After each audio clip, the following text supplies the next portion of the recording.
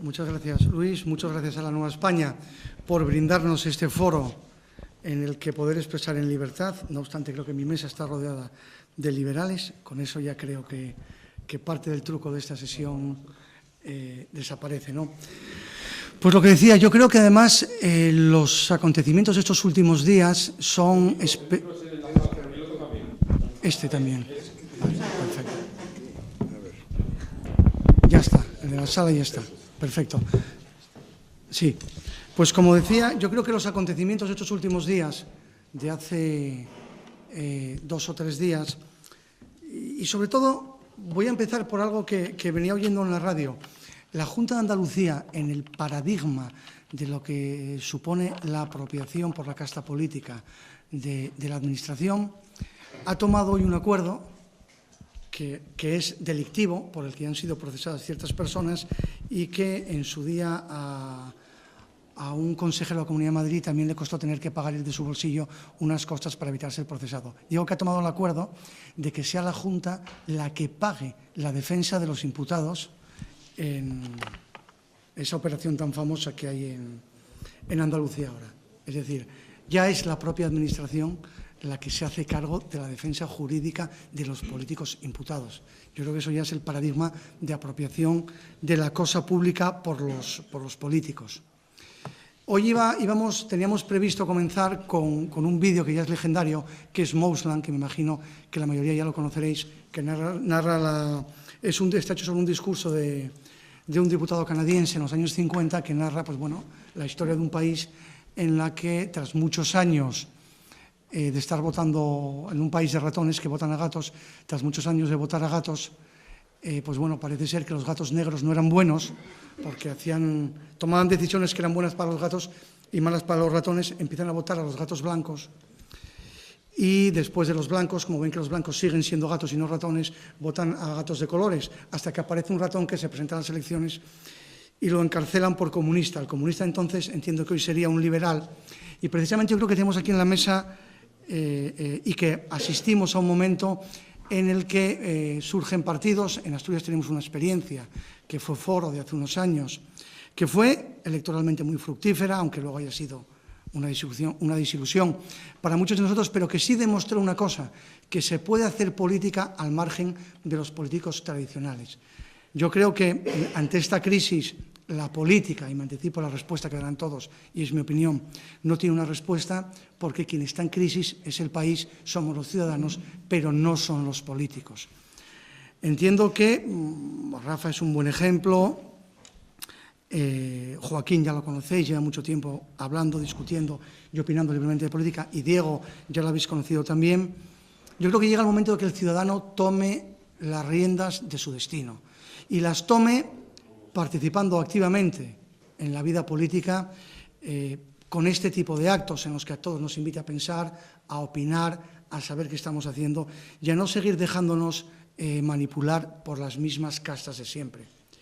Y decía, en lo que ya también en mí es casi una costumbre, digo que decía Ayn Rand allá por 1950 que cuando adviertas que para producir necesitas obtener autorización de quienes no producen nada, cuando compruebes que el dinero fluye hacia quienes trafican no bienes, sino favores, cuando percibas que muchos se hacen ricos por el soborno y por las influencias más que por el trabajo, y que las leyes no nos protegen contra ellos, sino que por el contrario, son ellos los que están protegidos contra ti, cuando repares que la corrupción es recompensada y la honradez se convierte en un autosacrificio, entonces podrás afirmar sin temor a equivocarte que tu sociedad está condenada.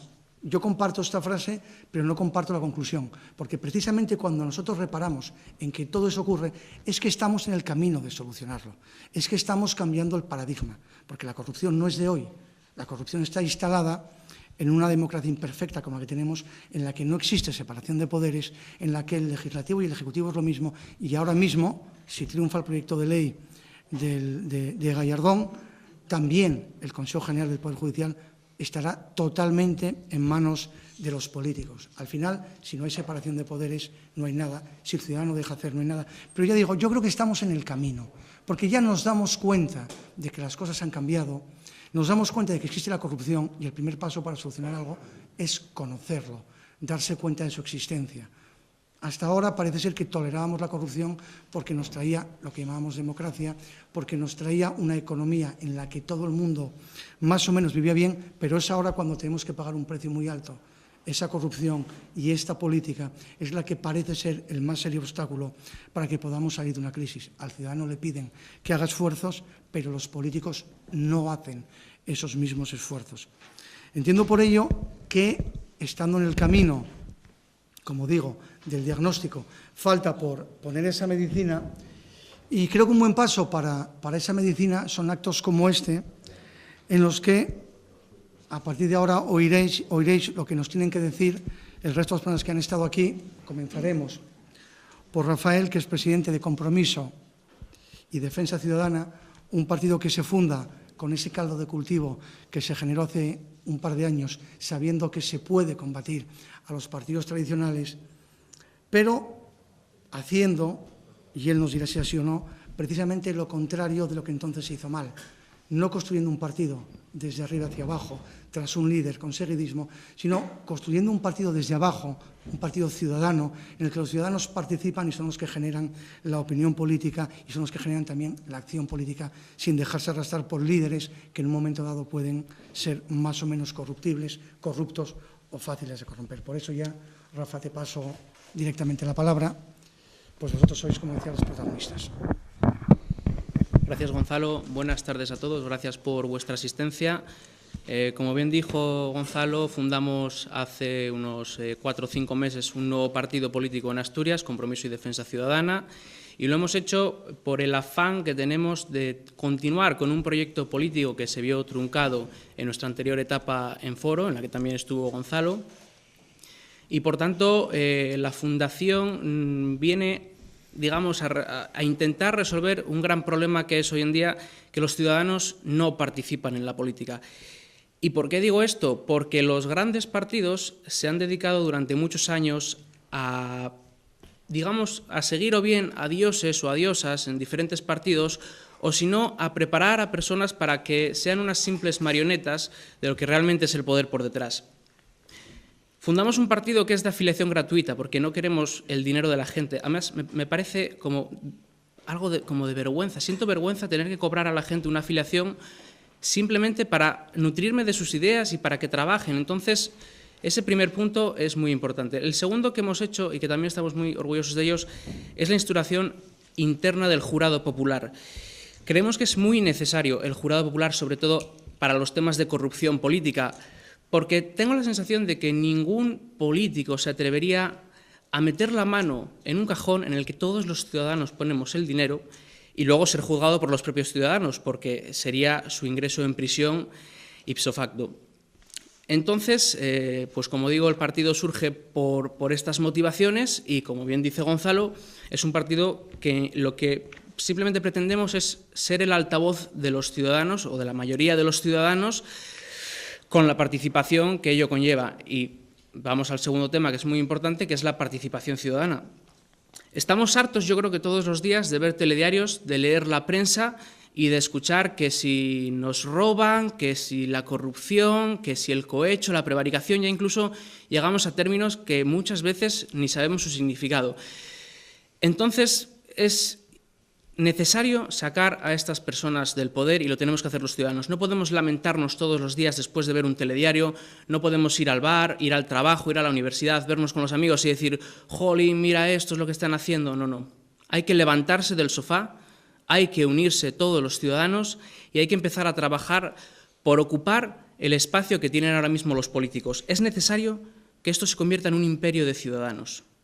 Es necesario que los ciudadanos manejen la política y que no sean los políticos quienes manejen a los ciudadanos, que es algo muy común hoy en día. No entiendo por qué los políticos tienen miedo al referéndum.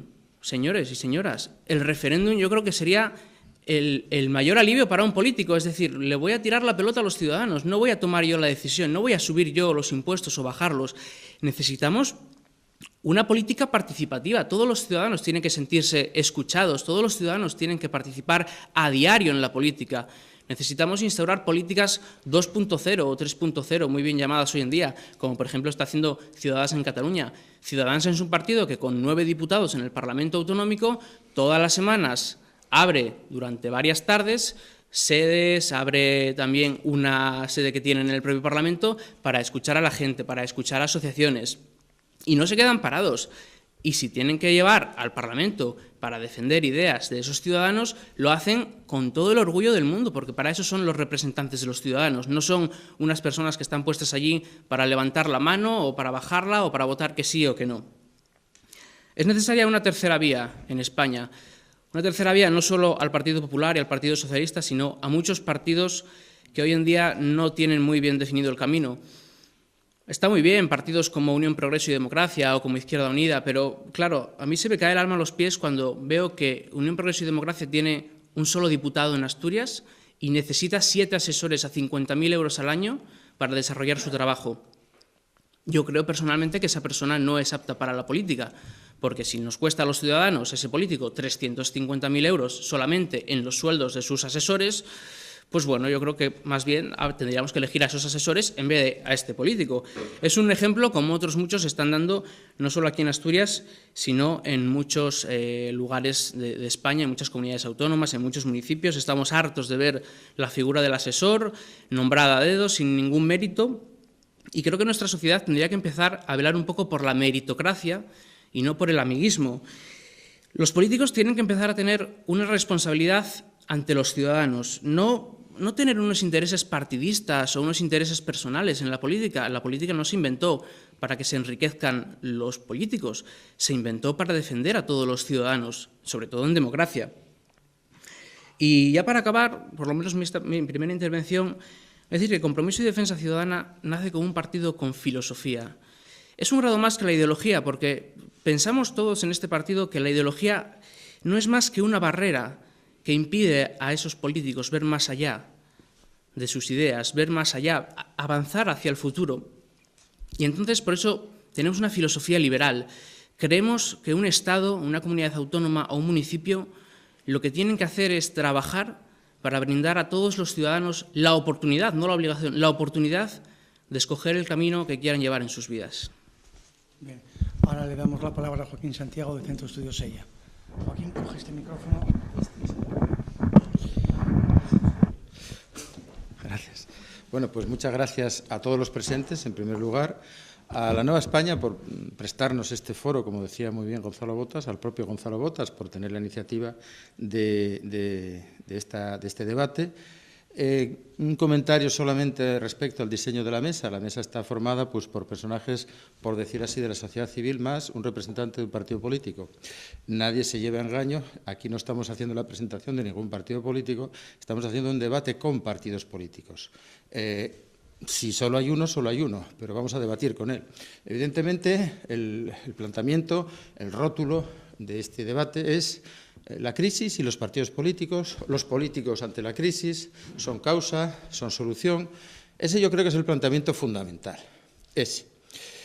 La actitud que tengamos o lo que pensemos respecto a cómo se originó esta crisis, primero habrá que definir qué es crisis y cuáles son las soluciones a la crisis, evidentemente tendrán como consecuencia esa acción ciudadana que se reclamaba desde esta mesa. ¿Qué es la crisis? ¿De qué crisis estamos hablando? Bueno, pues se habla de crisis económica, esa viene ya pues, de largo aliento, tiene como sus raíces en 2007-2009, ese periodo, una crisis económica que tiene, de la caracterización que hagamos, del análisis que hagamos, de por qué ha surgido, tendremos unas conclusiones u otras. Eso en primer lugar. En segundo lugar, hablamos de una crisis institucional. Está claro, las instituciones hoy día en España, en Europa, yo creo que también están en crisis, pero en España especialmente, que es lo que más nos interesa, las instituciones en España están en crisis. ¿Por qué están en crisis? Porque hay un descrédito. O sea, ¿en qué se revela que está en crisis? Porque hay un descrédito del poder político, del poder legislativo, del poder ejecutivo, del poder judicial, de la corona. Hay un descrédito. Y hay una tercera crisis que podríamos llamar también, está mezclada con las dos anteriores, por supuesto con la económica y la institucional, que es la crisis moral, es decir, la corrupción, el comportamiento de los políticos, de aquellos que están en contacto con las arcas públicas, con dinero público, con recursos públicos, y que bueno, pues no tienen un comportamiento ejemplar, no lo utilizan como algo de todos, sino como algo propio. rodeando a estas tres crisis, económica, institucional, moral, corrupción, tenemos la crisis del sistema territorial español, que aunque no la combinemos con ella, está ahí y tiene mucho que ver también con ella. Es decir, tenemos una Constitución que tiene un diseño institucional y territorial que está siendo cuestionado desde muchos puntos de vista y está siendo tensionado. Tenemos un sistema en el cual aquí ha habido un sálvese quien pueda, que mientras hubo vacas gordas, es decir, mientras hubo expansión crediticia, crecimiento de PIB, etcétera, etcétera, mirábamos muy poco para ellos, mientras a todos nos tocara algo. Bueno, pues mira, la corrupción sí, algunos casos concretos, pero es ahora cuando hay tiempos de escasez, cuando hay un déficit del Estado, un endeudamiento de las familias impresionante, cuando hay escasez de recursos en el día a día de las personas, cuando miramos con más sentido crítico todas estas crisis, que al final se combinan en una sola, se combinan en una crisis del sistema de relaciones políticas y sociales que tenemos en España. Bien, evidentemente el llamamiento que se suele hacer a todo esto es un llamamiento de decir, levántate, no veas la tele, levántate, sal a la calle, di algo, toma la palabra. Bien, ya estamos tomando la palabra, pero evidentemente se puede tomar la palabra de muchas formas. Por ejemplo, si tomamos la palabra definiendo la crisis de algún tipo, que luego podríamos entrar a los detalles concretos de ese triple o cuádruple formato de crisis. Si tomamos la palabra y la tomamos sin definir qué queremos hacer con la cuestión central que es el Estado, sin tener una actitud respecto del Estado, no hacemos nada. Podemos hacer lo que hacen los turcos en Estambul, lo que hacen los brasileños por las calles, lo que hacemos nosotros aquí, que es simplemente dolernos, lamentarnos y decir, está todo muy mal, hay que hacer algo. ¿Qué hay que hacer? ¿Cómo se concreta? ¿Cómo se concentra? ¿Quién toma el liderazgo político? Y el liderazgo político no es decir, levántate y anda. No, el liderazgo político es levántate, anda, coge esta institución, cámbiala por otra y proponga un diseño de institución nueva. Mientras no tengamos una alternativa a lo que hay, no vamos a hacer nada.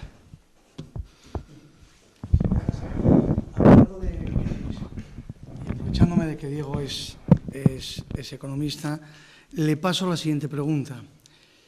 La izquierda nos tiene acostumbrados a decir que hay ciertas cosas que son inevitables, que desde un punto de vista trágico tenemos que aceptarla. Uno de esos conceptos que yo creo que es absolutamente falso es el que utilizan para defender su irresponsabilidad en materia económica y nos viene a decir que la crisis es algo cíclico, que gobierne quien gobierne y se hagan las cosas bien o mal, las cosas van a pasar igual. Viene a ser más o menos como cuando hay mucha gente que cree que el dinero no llega con el trabajo, sino que llega como por arte de magia, ¿no? Y yo creo que respecto de la crisis, el por qué tenemos crisis, qué crisis tenemos y qué se puede hacer frente a la crisis desde la política, tampoco podemos aceptar la idea de que por estar inmersos en un mero ciclo las cosas tengan que ir mal, ¿no? Sí, no, es evidente que esa concepción fatalista de la economía no tiene el menor sentido porque, en primer lugar, basta, haciendo una comparación de las estadísticas internacionales, uno ve que la crisis, aunque acá se han empeñado en llamarla global, nunca fue global, porque hubo países que nunca dejaron de crecer, pero no solo China o India. Uno ve los datos de Perú, uno ve los datos de Chile y otros países, y entonces dice, bueno, al final la crisis es europea y ni siquiera, porque también hay países que, aunque crecen menos, ya quisiéramos haber tenido el crecimiento que tuvo Alemania. O sea, lo que sí es verdad es que las cosas que pasan en economía no ocurren de la noche a la mañana, sino que son el resultado de decisiones que se han tomado durante años. Pero digamos, lo permanente, lo sano, es una política económica prudente, donde no se moleste al que quiere trabajar e invertir, y simplemente eso es lo que ha funcionado en todo tiempo y lugar. Pero bueno, lo que yo les quería comentar es lo siguiente. La pregunta central de la conferencia es, bueno, ya lo resumió también Joaquín, es si los partidos políticos tienen respuesta a la crisis. Yo no lo sé, pero como economista, a mí lo que me interesa es ver cuál puede ser el costo económico de que los partidos políticos no tengan una respuesta a la crisis. Es decir, por respuesta entiendo la capacidad de los partidos políticos de canalizar las inquietudes, las demandas ciudadanas, sean las que fuesen en cada momento. En la medida en que los partidos políticos sean capaces de esa canalización, el sistema político va a funcionar de manera normal. Y si funciona de manera normal, el sistema pasa a ser estable, es decir, con alternancias, con elecciones, con normalidad. Entonces, eso facilita la gobernabilidad y facilita la previsibilidad, que es un valor central para que una economía funcione adecuadamente. Cuando el sistema de partidos funciona mal, es decir, no canaliza las inquietudes de los ciudadanos, pasa lo inverso, es decir, el sistema empieza a ser inestable, la gobernabilidad empieza a ser más complicada y aumenta la incertidumbre. Y la incertidumbre en economía significa que es un coste adicional. Entonces, si uno quiere hacer una inversión y quiere tener una rentabilidad de X%, en un contexto de incertidumbre, al mismo proyecto va a haber que exigirle más rentabilidad, es decir, va a ser más difícil llevar adelante la inversión y por lo tanto va a ser más difícil crear empleo y prosperidad. Cuando el sistema de partidos funciona, se genera una suerte de círculo virtuoso, porque al buen funcionamiento los ciudadanos evidentemente están satisfechos, porque si funciona bien es porque los partidos han sabido canalizar sus inquietudes y esto genera previsibilidad económica, lo que a su vez favorece la inversión y el empleo y el crecimiento. Cuando el sistema de partidos funciona mal, es otra vez la rueda en el sentido inverso. El sistema es inestable, los ciudadanos están insatisfechos, a su vez eso genera menos inversión, lo que a su vez genera un peor funcionamiento del sistema de partidos y es un círculo virtuoso. ¿En qué punto estamos en la España de hoy? Estamos en un punto intermedio, es decir, el sistema no funciona bien ni está funcionando fatal. El elemento que hizo que el sistema dejara de funcionar adecuadamente, a mi juicio, fue el gobierno de Zapatero. ¿Por qué? Porque el gobierno de Zapatero adoptó posturas ajenas a lo que podríamos llamar las que correspondían al Partido Socialista tradicional. Entonces eso generó un primer desencanto que se tradujo en el nacimiento de UPyD, que al fin y al cabo es un desprendimiento del PSOE. Pero luego, con su viraje de política económica, terminó de desencantar a otros. Y no por casualidad, el Partido Socialista perdió 4 millones de votos entre unas elecciones generales y las últimas. Ahora, ¿qué pasa? Ganó el Partido Popular con una mayoría absoluta y el Partido Popular está haciendo cosas que su electorado no entiende. Yo creo que en gran medida es porque no saben explicarlas. La política de comunicación del Partido Popular es realmente lamentable, no se podría hacer peor, porque ni su propia gente entiende lo que quieren hacer. Entonces, ¿cuál es el riesgo al que nos podemos, siempre desde un punto de vista técnico profesional? Es decir, si uno mira las últimas encuestas del CIS, del Centro de Investigaciones Sociológicas, ve que hoy, si hubiese elecciones, la gente dice que en un 34% votaría al PP y en un 28% votaría al PSOE. Es decir, juntos los dos partidos obtendrían el 62% de votos, que es el menor porcentaje de toda la serie histórica que comienza en el año 96.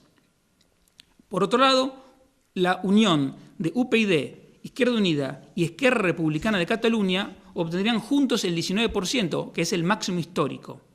Y por otro lado, también tenemos la unión de Voto en Blanco y otros partidos, también en un máximo histórico. Es cierto que esto se puede matizar porque al no haber de manera inminente elecciones generales, la respuesta puede ser menos comprometida, falta, la gente está con rabia. Entonces, puede ser que no refleje, que no anticipe exactamente lo que será un resultado electoral. Pero en concreto, el riesgo al que se enfrenta España es que en las próximas elecciones generales tengamos un Congreso atomizado. Y un Congreso atomizado significa una mayoría inestable y en el extremo un país ingobernable. Por supuesto que se pueden hacer muchísimos escenarios distintos, pero lo que hoy me interesa subrayar es lo siguiente.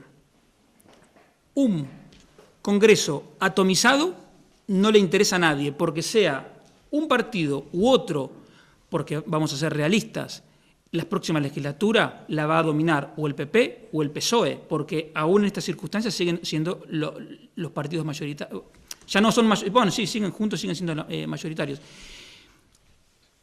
Pero una cosa es un partido unido con otro, otra cosa son 4 o 5 partidos, y las experiencias que hemos tenido en España del pentapartido en Baleares o el tripartito en Cataluña no son alentadoras.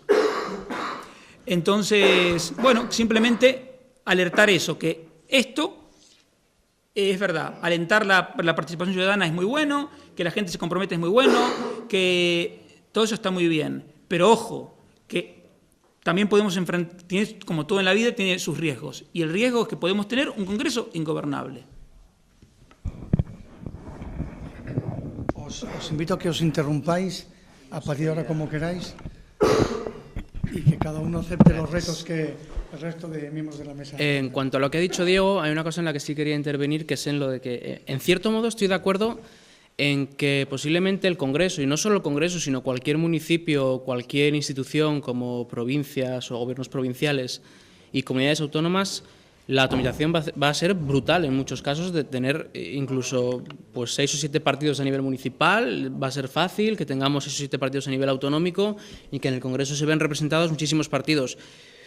Pero yo creo que, como comentaba antes Joaquín Santiago, una de las crisis es institucional, hay crisis social, ya no sabemos qué tipo de crisis tenemos muchos tipos de crisis más allá de la económica, pero yo creo que también, si esto se produce, y se produce en varias legislaturas, creo que los partidos por primera vez van a tener que enfrentarse a hablar con diferentes fuerzas políticas, no solo con una, para llegar a un acuerdo de gobierno, y van a tener que llegar a tripartitos, pentapartidos y demás, pero entendiéndose de verdad.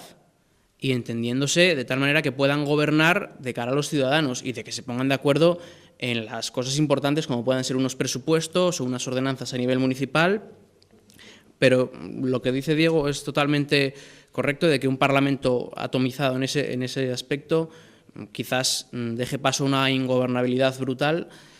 Pero bueno, esperemos que los partidos políticos que tengan esa misión sepan resolverla como tienen que resolverla y, como dije antes, tienen que tener una responsabilidad ante los ciudadanos y ponerse de acuerdo para gobernar lo mejor posible. Sí, bueno, quizá estamos centrándonos un poquito, a raíz de la intervención de Diego, en el tema de cuáles son las condiciones mínimas básicas para que un sistema político sea favorable al desarrollo económico, social, cultural, etcétera. La premisa que, por ejemplo, que Diego plantea, yo estoy de acuerdo con ella completamente, es el hecho de que un sistema político tiene que ser estable. Y el sistema de partidos y de organizaciones y de instituciones tiene que canalizar un poco las inquietudes ciudadanas y además encauzarlas, no solo canalizarlas, también encauzarlas, dirigirlas y asumirlas. Evidentemente eso no se consigue solo con un sistema de partidos mayoritarios, porque en España hemos tenido desde la transición, desde el final del franquismo, hemos tenido mayorías absolutas la mayor cantidad de veces, o sea, el mayor número de veces que mayorías minoritarias. Y en cualquier caso siempre hubo un solo partido gobernante prácticamente, con apoyos parlamentarios y nunca en coalición. La atomización de un Parlamento ni garantiza, ni quita, ni pone, porque si no ha quitado y no ha puesto el sistema de partidos que tenemos ahora, en el cual siempre hay mayorías absolutas, o casi siempre hay mayorías absolutas, y eso no ha evitado elementos de la crisis, está claro que hablar sobre si un sistema es mejor que otro, pluripartidista o bipartidista, yo creo que es excesivo. Yo creo que el sistema debería ir por otro lado, la cuestión debería ir por otro lado. Retomando un poquito el origen de esta charla, que es la relación entre crisis y política, yo creo que de todas las 3 crisis, 4 crisis que he mencionado antes, yo creo que se pueden poner en relación de alguna forma. Se pueden poner en relación originando la crisis precisamente en el estamento político. Es el estamento político el que decide, sobre todo a partir del comienzo de este siglo, año 2001 más concretamente, el que decide que desde no solo el estamento político español, sino europeo y norteamericano, decide que la política monetaria debe ser expansiva. ¿Qué quiere decir eso? Quiere decir que se ha hecho un enorme acopio de masa hidráulica, de agua, y se ha ofrecido esa masa hidráulica, ese agua, de una forma casi gratuita a los agricultores, y eso ha condicionado enormemente el tipo de agricultura que se ha hecho. O dicho de otra forma, ha habido una expansión crediticia por unas razones políticas y económicas muy concretas que se dieron en el año 2001, y esa política expansiva de crédito fácil ha hecho que los bancos hayan entrado al trapo de ese crédito fácil, hayan ofrecido, se hayan endeudado con los bancos centrales, la Reserva Federal, el Banco Central Europeo, se hayan endeudado.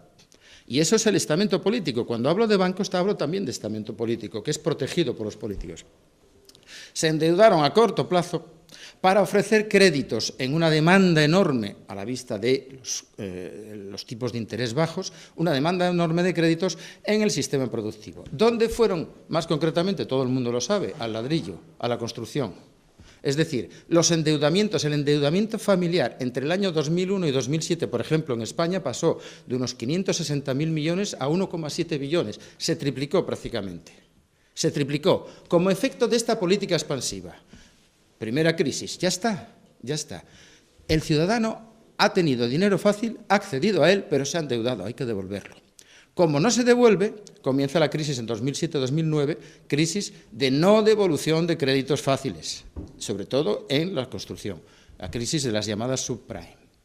En esa crisis, al no devolver, son los bancos los que entran en crisis. Por tanto, esas entidades financieras que han canalizado el recurso que los políticos le han puesto en sus manos, ese agua fácil, ese dinero fácil, eso, los bancos han entrado en crisis. ¿Por qué? Pues porque ya no se les devuelve dinero. Han hecho productos estructurados camuflando esos créditos fáciles, los han camuflado en inversiones de alto riesgo que de una forma o de otra, pues sí, han sido en parte fraudulentos y en parte es un incentivo imprescindible que han tenido que ofrecer a gente que estaba totalmente dispuesta a acceder a ese tipo de créditos. Bien, en tercer lugar, han entrado en crisis los sistemas financieros y, por tanto, han entrado el Estado, los estados, los gobiernos han entrado al rescate. Y al entrar en el rescate, también se han endeudado. Y hemos tenido un origen político en dinero fácil, en crédito bajo. Un origen político en proteger a los bancos en sus tipos de endeudamientos. Se endeudaron a corto plazo para ofrecer créditos a largo plazo. Y, en tercer lugar, los propios políticos se han endeudado a los gobiernos para precisamente acudir al rescate de los sistemas financieros, o sea, de los bancos. Entonces, el ciudadano se encuentra ahora con que el gran problema es la deuda pública. Es la deuda soberana, aparte de que no se ha podido remitir mayormente la deuda privada que aún está ahí. Es decir, estamos endeudados privada y públicamente. Y eso es una crisis enorme. Y en ese sistema de dinero fácil han acudido también los políticos ¿a qué? Al gasto improductivo. Al gasto improductivo, al gasto en asesores, que aquí se ha mencionado, al gasto para sortear precisamente los controles en el gasto público. Se han creado empresas públicas que no tenían los controles ordinarios que tiene la administración pública en sus gastos y tenemos una inflación de empresas públicas donde se han colocado a los amigos normalmente de los dos grandes partidos, pero allí donde ha habido un tercer partido que ha podido gobernar, es el caso de Izquierda Unida, por ejemplo, en Andalucía, también los sindicatos han entrado al trapo, las organizaciones empresariales han entrado al trapo también de ese dinero fácil y se han apropiado de él. Y tenemos una conexión política de la crisis, de la triple crisis, de la cuádruple crisis.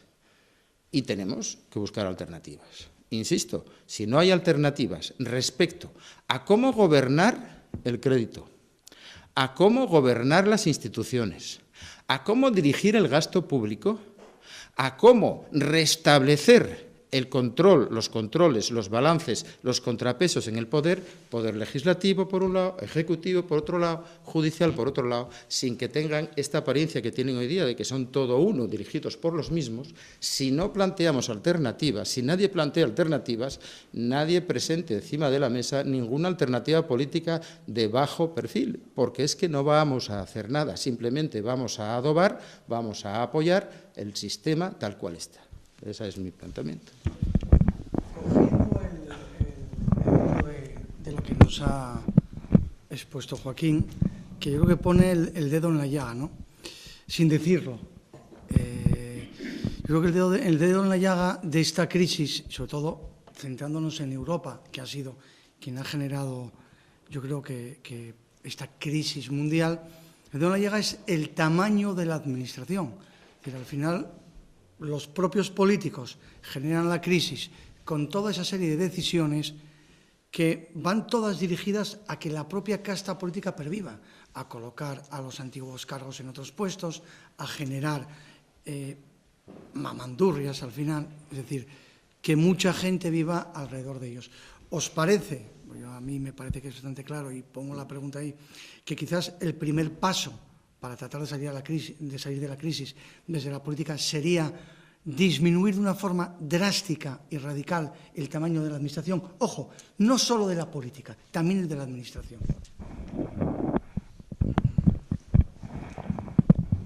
Bueno, lo que está claro es que España no puede permitirse tener casi 500.000 de políticos, asesores y demás cargos. Pero más allá de los políticos en sí, los que son electos, por decirlo así, o sus asesores y demás, creo que también habría que eliminar duplicidades, como por ejemplo lo que es inexplicable es que haya defensor del pueblo a nivel nacional, las comunidades autónomas, ahora por lo menos Asturias se ha deshecho de él, del defensor del pueblo a ese nivel. Para empezar, lo que había que hacer es plantear a los ciudadanos un debate sobre si las comunidades autónomas hay que deshacerse de ellas, o si tienen que ser las provincias, o si tienen que ser las diputaciones provinciales, en este caso. Y, sobre todo, algo que para mí personalmente es importante también es que se vuelva a centralizar temas como la educación o como la sanidad, porque quizás el gasto que conlleva que cada comunidad autónoma pida, por ejemplo, los medicamentos para sus farmacias o pida todo el material para hospitales, pedirlo por separado es muchísimo más caro que pedirlo todos juntos, o para el tema de las escuelas. Hay que eliminar duplicidades, hay que plantearse si hay que fusionar municipios, incluso si hay que eliminar comunidades, cualquier opción, aparte de eliminar el Senado, por supuesto, que yo creo que a día de hoy nadie sabe explicar para qué está, y creo que hay que enflaquecer este Estado porque no podemos ya con ello. Esto se ha convertido, una frase para acabar, la política se ha convertido en una juerga que todos pagamos y a la que nadie estamos invitados, ninguno de los ciudadanos.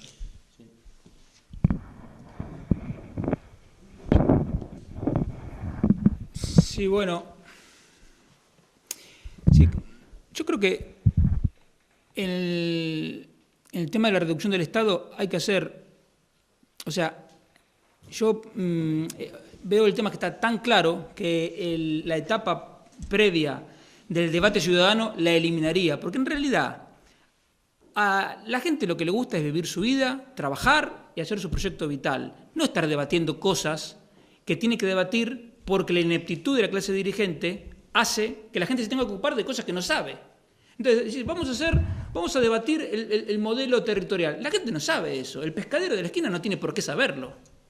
Entonces, Lo que sí se le puede decir al pescadero es lo siguiente. Escúchame, ¿tú qué te gusta en Asturias? ¿78 consejos o 15? Eso lo entiende. 15. Bueno, ya está. Eso hay que hacer lo mismo. Comunidades autónomas. ¿A ti te parece que una comunidad autónoma puede tener con 1 millón de personas, o incluso con 500.000, como en el caso de Cantabria, un congreso, una estructura, sus escuelas? ¿Puede o no puede? Y no, la verdad que no. Entonces, una cosa es una comunidad autónoma como Madrid o como Galicia, que tienen la escala para tenerlo, y otra cosa es una comunidad pequeñita que no tiene la estructura. Entonces, yo propondría directamente, porque son casos tan distintos que, por ejemplo, lo que es válido para Asturias no tiene por qué serlo para Andalucía, excepto cosas como la que comentaban del Defensor del Pueblo, que no tiene ningún sentido que la tenga ninguna comunidad autónoma. Pero a lo que voy, yo evidentemente estoy a favor de la participación ciudadana, cada uno que haga lo que quiera, pero simplemente yo trataría de ser más concreto y dar una propuesta concreta para cada caso particular, y también tener en cuenta que, por ejemplo, una cosa es proponer una reducción de los consejos que se puede hacer en la misma comunidad autónoma, y otra cosa es pedir la eliminación del Senado, con lo que estoy de acuerdo, pero para lo cual hay que modificar la Constitución. Entonces, con propuestas concretas la gente lo entiende más y es más fácil que la gente lo apoye. Es decir, menos consejos, estamos de acuerdo. Y así. ¿Y nos parece que quizás también deberíamos volvernos un poco norteamericanos y empezar a saber lo que cuestan las cosas? Y que quizás sea esa la clave que reclama Diego, para que incluso el pescadero de la esquina pueda opinar sobre si quiere una cosa o quiere otra. Porque si nos preguntan lo que cuestan las cosas y nos piden opinión sobre si queremos pagarlas o no, a lo mejor tenemos una opinión fundada. Sí, retomo esta propuesta que haces ahora, Gonzalo, con la pregunta que hacías anteriormente. Bueno, está claro. ¿Qué es lo que...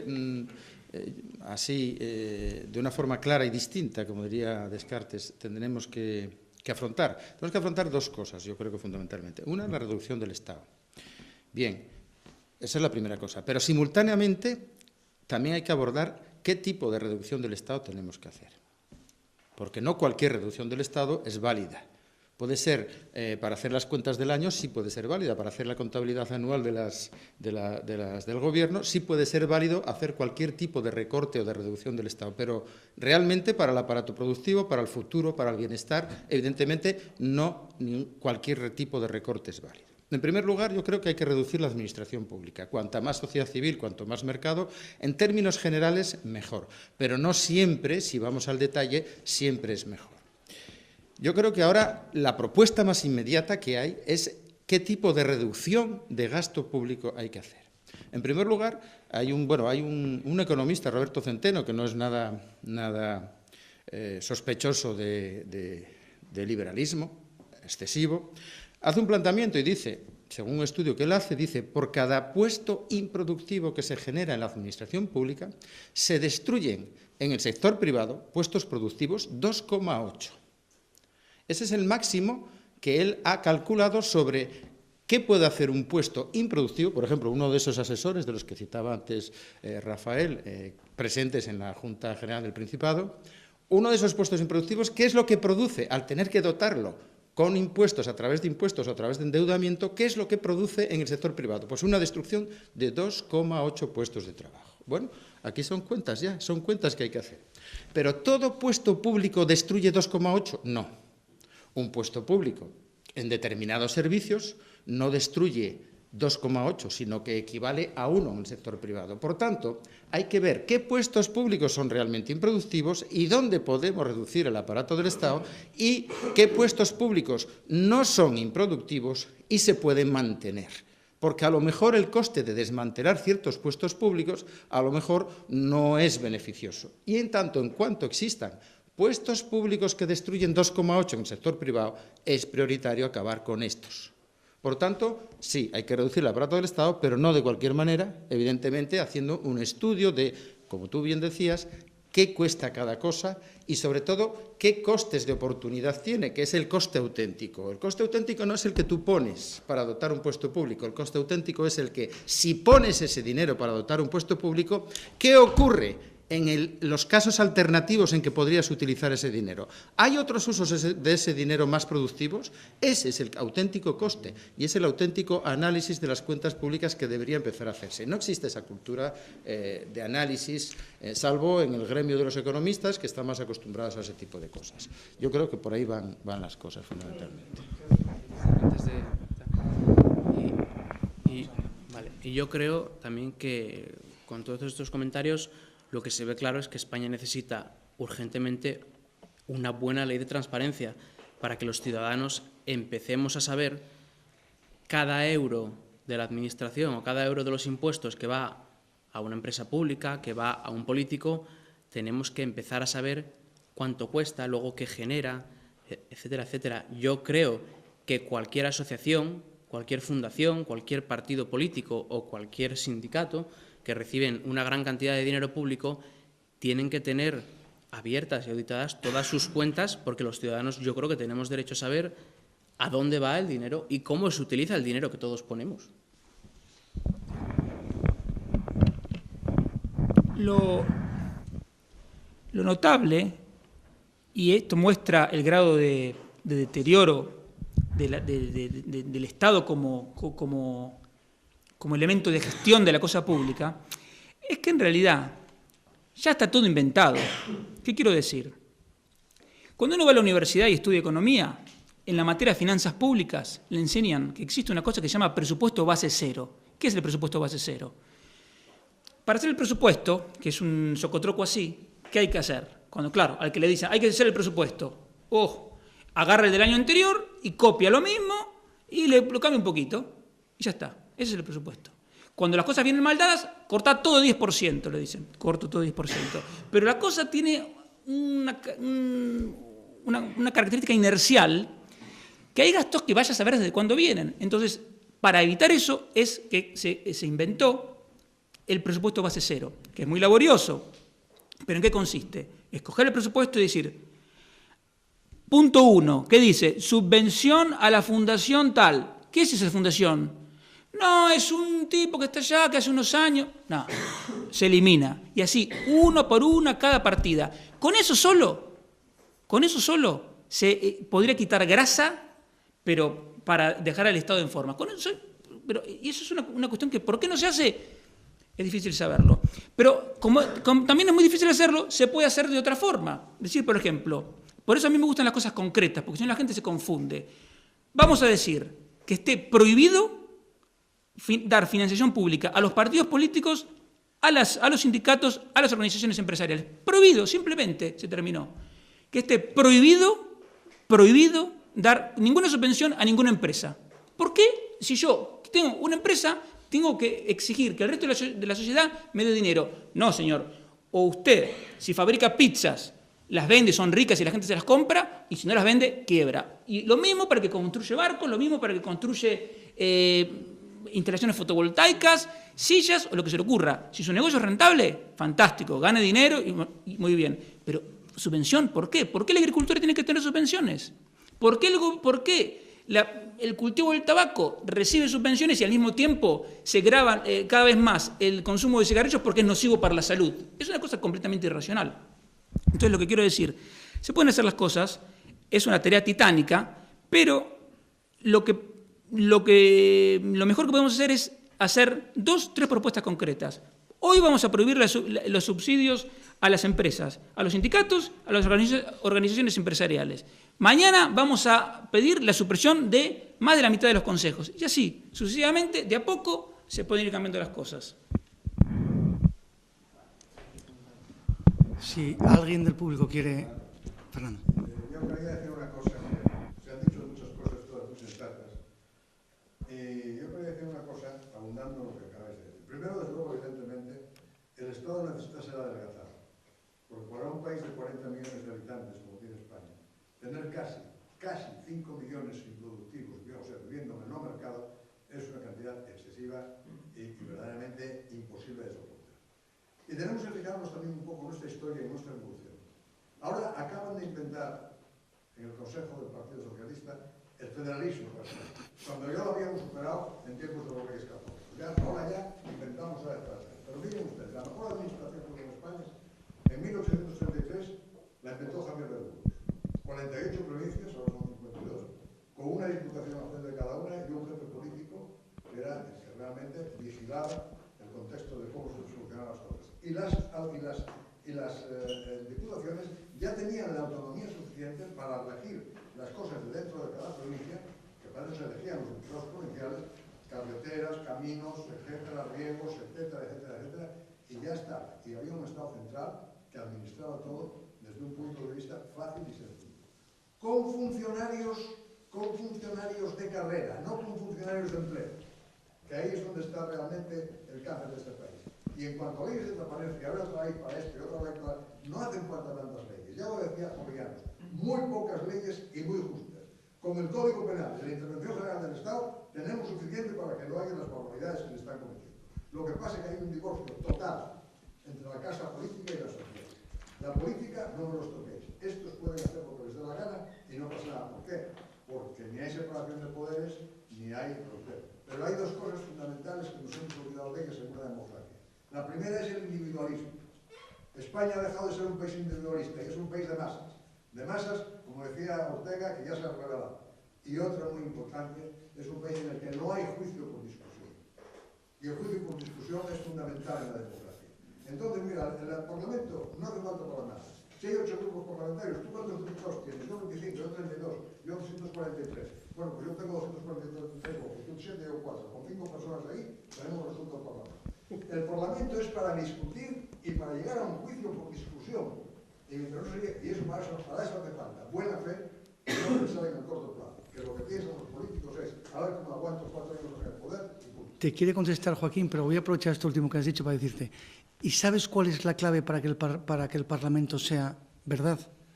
Circunscripciones uninominales y responsabilidad del candidato o del electo respecto de los electores. Básico, mayoritario puro. Joaquín.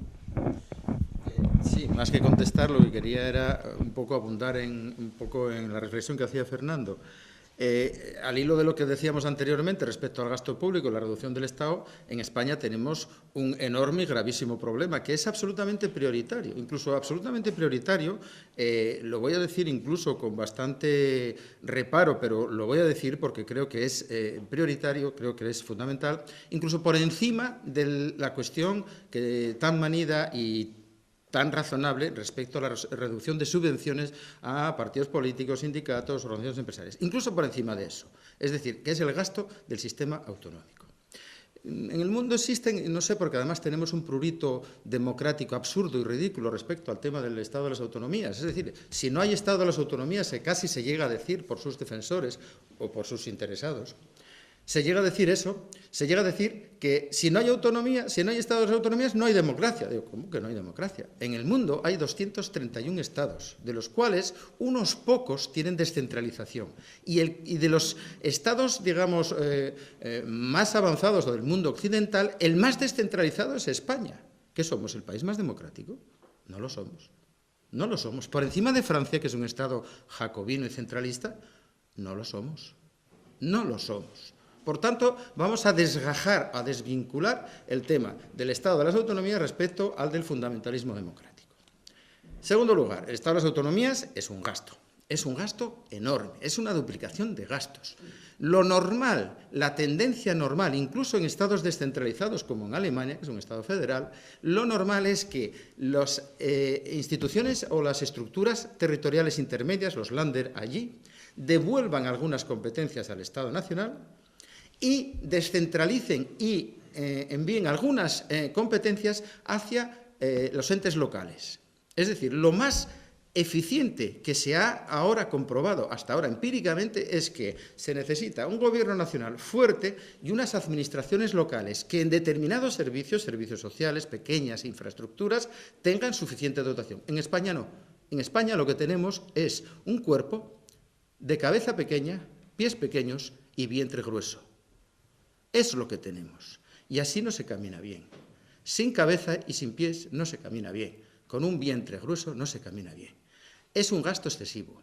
Del déficit que ahora mismo tiene España, prácticamente el 80, cerca del 90% se puede eliminar eliminando el Estado autonómico. Sé que es una propuesta radical, pero es una propuesta que, si no hacen los políticos, los que estamos por detrás de la política, pensando en ella y estudiándola, podemos hacerla.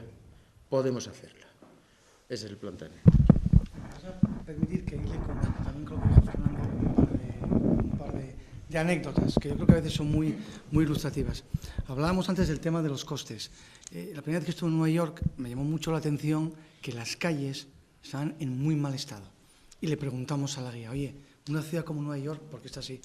Dijo, es que cuesta dinero. Dije, ya. Dice, pero es que aquí no hay un político que tenga narices para pedirle a sus votantes más dinero para arreglar esta acera. Entonces, al final, hablamos de los costes.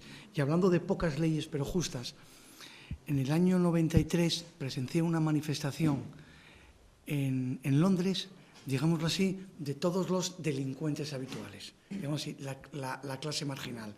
Peludos de todo tipo, ladronzuelos, lo que tú quieras, en contra de que se promulgase un código penal. Es decir, hasta tal extremo la confianza, en lo que hablábamos al principio, en la división de poderes y en la justicia, es grande, que no quieren que los políticos les hagan una ley que les digan lo que tienen que hacer y lo que no. Déjenme en manos del juez. Prefiero el juez, no quiero muchas leyes. Eso es lo que tú decías, de pocas leyes, pero buenas y justas. Al final yo creo que es de lo que se trata. Y al final lo que estamos hablando es de que tenemos que defender la libertad frente al Estado, desde todas las ópticas y desde todas las facetas que tiene, tanto frente a leyes innecesarias, como un excesivo gasto que se entromete en nuestro día a día, como excesivos impuestos, como en que nos regulen lo que tenemos que hacer, cualquier día nos dirán con quién tenemos que dormir. O sea, yo creo que el problema al final es un problema, lo que estamos reivindicando los ciudadanos es libertad. No solo para votar y para elegir, sino también para hacer lo que queramos y cuando queramos. Yo creo que la clave al final es esa. Fíjate, volver al tema inicial, estábamos hablando del tamaño de la administración y el tema era si los partidos políticos tienen o son la solución. Con hechos en la mano, las encuestas del CIS, observamos que en el ranking 1, 2, 3, el problema que más preocupa a los españoles son los partidos políticos. La lógica consecuencia sería que en la misma encuesta del CIS, de intención de voto, el porcentaje de participación de los partidos tradicionales, dígase Partido Popular, Partido Socialista y Izquierda Unida, las siglas que prefieran, debería bajar abrumadoramente. Entonces el problema no es partido político sí, partido político no. El problema es concienciar al ciudadano a pie, de que las cosas no se hacen a través del partido. Quiero que explico. La política como negocio se hace a través del partido político. La política como gestión de los recursos escasos para utilizarlos se hace no en un partido, en la calle, en las tertulias, en los debates, en las academias, en los ateneos. Lo que estamos haciendo ahora.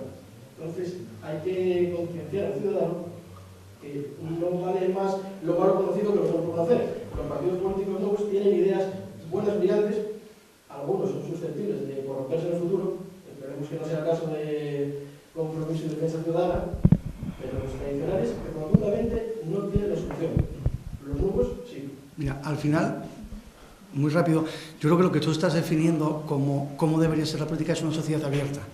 Es decir, una sociedad en la que el político pueda entrar y salir, no se dedique a ello, no sea el político profesional al uso y de turno, porque al final la máxima de que el poder corrompe y el poder absoluto corrompe absolutamente es cierta, eso es evidente. Claro, pero exactamente, pero la prueba de que esto funciona la tuvimos en Asturias, es decir, aquí hay muchos que hemos participado y nos hemos ido de ese proyecto. Para ese proyecto también hay que reconocerle cosas buenas. Demostró que sin hacer las cosas a través de las estructuras de determinados partidos, también se puede llegar. Que al final, digamos así, malversó el voto. Soy el primero que lo piensa, me parece evidente, pero se puede llegar. Es decir, se puede hacer, desde aquí se pueden construir cosas y aquello, y aquí hay gente que participó en ello muy al principio, aquello empezó así.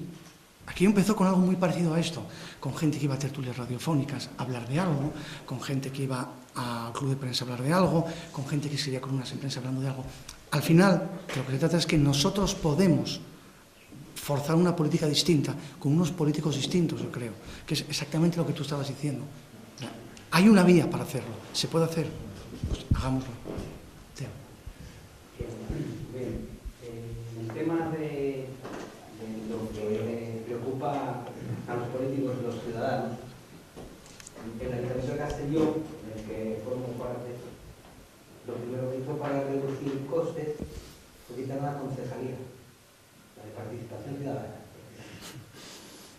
Así que, de momento, ya estamos viendo lo que significan los ciudadanos para la clase política de hoy. Bueno, hemos estado escuchando la reforma del Estado, la reducción del tamaño del Estado. Yo me baso en que perro no come perro. Bien. Aquí ha habido la elección de una dictadura cada 4 años, lo que hablaba usted de mayorías absolutas, que no ha sido otra cosa que el ejercicio de una dictadura cada 4 años, en los que hemos sido menos espectadores, cuya oposición en su momento se callaba y aceptaba todo pensando en ser el dictador siguiente. Luego esta es una democracia que yo, por supuesto, no considero que viva un Estado de Derecho desde el momento que no hay separación de poderes, el espíritu de las leyes de Montesquieu. No les interesa que lo haya. Utilizan el Poder Judicial, los partidos políticos y el poder político como un brazo más de su poder. Nadie hace nada por corregirlo porque los políticos son los que se están beneficiando de este tema y de este sistema. De tal manera que cuando viene una crisis como esta, tanto institucional como económica, donde se apoya en su bastón somos nosotros. De hecho, hemos visto cómo al acceder al poder el Partido Popular, tras las desastrosas políticas de Zapatero, simple y llanamente el señor Montoro se ha convertido en un ministro de Economía prácticamente neocomunista, porque ha visto que lo más fácil era apoyarse en el bolsillo de los ciudadanos y no emplear ni ingenio ni gestión. Se han acostumbrado a que seamos nosotros los paganinis. Es precisamente por eso que surgen partidos como Compromiso y Defensa Ciudadana, en la que creemos que debe de ser el mérito el que vaya al poder y que sean los ciudadanos los que se administren a sí mismos y quitar esta casta política española, que es, aparte de ineficaz y nefasta, de una ignorancia realmente preocupante. Hemos estado dentro del monstruo muchos en política y hemos comprobado que el nivel es absolutamente nefasto. Por lo tanto, como dice en un pasaje del Quijote, nada pierde el que nada tiene. Por eso lo hemos intentado. Sí, bueno, comentando un poquito las dos intervenciones que hubo ahora desde el público. Bueno, en primer lugar, está la anécdota que es una anécdota bastante resultona, el tema este de eliminar, para eliminar el gasto en un ayuntamiento, pues alguien eliminó la Concejalía de Participación Ciudadana. Hombre, yo las experiencias que tengo de las concejalías de Participación Ciudadana, algo sé porque algo estuve en la política municipal, es que no sirven para la participación ciudadana generalmente, son un gasto innecesario, son un gasto casi hasta suntuario, son una especie de selección de los afines, y si no de los afines, de los afines de los afines, en sentido amplio, con un cierto gasto municipal y gasto público que realmente no sirve para la participación ciudadana. Evidentemente, la participación ciudadana tiene que tener instituciones al margen del poder político. No puede haber un poder político que organice la participación ciudadana. No. Por principio sano, por principio saludable, la participación ciudadana tiene que partir de la propia sociedad civil y no estar vinculada ni por estructura ni por financiación al poder político, porque si no, no es participación ciudadana. Entonces, para mí, sinceramente, desde mi humilde punto de vista, si eliminan una concejalía de participación ciudadana, yo lo aplaudo, realmente lo aplaudo. Sobre el tema de la política, y es verdad, este debate es sobre esto, sobre qué hace la política o qué puede hacer la política con respecto a esta crisis múltiple o única que tenemos. Bueno, pues para que yo en el futuro me plantee si apoyo alguna opción política con mi voto, no con otra cosa, me haría algunas preguntas, o le haría a ese programa político, a esos políticos le haría algunas preguntas. Primera, ¿qué piensa hacer con la economía? Y más que con la economía, con aquella parte de la economía que sí controla el poder político. Es decir, ¿qué propone determinada opción política respecto a la política monetaria? Y en este caso, como la política monetaria está centrada en el Banco Central Europeo, ¿qué propone ese partido y esa formación política respecto a Europa y a la política monetaria europea, a la construcción de Europa? Segunda pregunta que yo le haría, y depende de cómo la conteste, yo apoyaría o no apoyaría con mi voto. Segunda pregunta que yo haría, que aquí se ha planteado y creo que se han hecho algunas propuestas. ¿Qué haría con respecto al sistema electoral? A la ley de partidos, al sistema electoral, si es un sistema de listas abiertas o no abiertas, bloqueadas, no bloqueadas, distritos uninominales y por tanto sistema mayoritario o sistema proporcional, o una combinación de ambos, que es lo que tenemos ahora. Segunda pregunta, esa. Tercera pregunta respecto a qué se haría para la auténtica separación de poderes. Porque si no responden a esa pregunta y simplemente lanzan un brindis al sol diciendo hay que separar los poderes del Estado, ejecutivo, legislativo, judicial, sí, pero ¿cómo? ¿Cómo se elegirían al Consejo General del Poder Judicial? ¿Cómo se eligen a los señores del Tribunal Supremo y del Tribunal Constitucional? ¿Qué se haría con ese sistema judicial? Tercera pregunta. Cuarta, perdón, el sistema electoral, para que tenga una separación de poder ejecutivo y poder legislativo, no puede estar unificado en una sola elección, la elección del poder parlamentario, de los parlamentarios, y del poder ejecutivo. Hay sistemas electorales, como el israelí, que separan completamente la elección del ejecutivo del legislativo. ¿No se garantiza eso la perfección? Bueno, la perfección nunca la vamos a alcanzar, pero nos acercamos a por lo menos una separación mayor. Respecto a eso también haría esa pregunta. Y por último, la última pregunta que haría es, ¿qué va a hacer usted genérico, siendo usted genérico, por supuesto, respecto al estado de las autonomías y al gasto del Estado autonómico? Respecto al pacto sobre el aumento de competencias de la administración local y sobre la devolución de competencias al Estado central. Ese sería un poquito el planteamiento. El tiempo, decía, no, porque estamos ya terminando. Entonces, para que las cosas se puedan repetir, se puedan repetir muchas veces.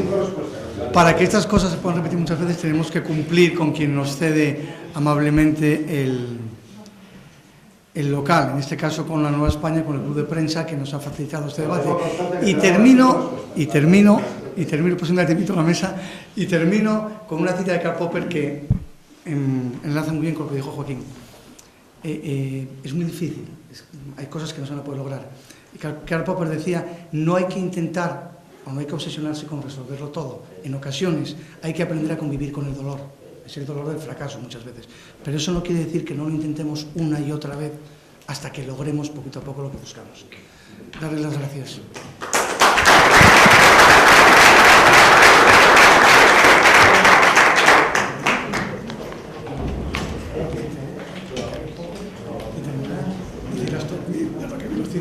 Y